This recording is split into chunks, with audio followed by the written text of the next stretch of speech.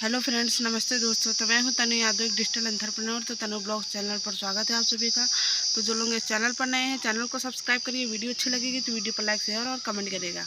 तो आज हम लोग बात करेंगे एक नए प्रोडक्ट के बारे में, एलोवेरा ऑरेंज जूस के बारे में, जो कि हमारे सेहत को काफ़ी अच्छा स्रोत देता है। हमारी सेहत के लिए काफ़ी फ़ायदेमंद होता है और काफ़ी अच्छा साधन होता है, जो कि हमारे पाचन में काफ़ी अच्छा सुधार करता है बल्कि हमें दिन भर ऊर्जा और ताजगी भी प्रदान करता है। हमारी सेहत के लिए बहुत फ़ायदेमंद होता है और हमें नेचुरल और रिफ्रेशिंग महसूस कराता है और हमारे सेहत के लिए काफ़ी अच्छा होता है और हमें दिन भर ताजगी और ऊर्जा प्रदान करता है और हमारी सेहत के लिए काफ़ी फ़ायदेमंद भी होता है। तो आप अगर एलोवेरा ऑरेंज जूस को ख़रीदना चाहते हैं तो अभी आप इसे ऑर्डर कर सकते हैं।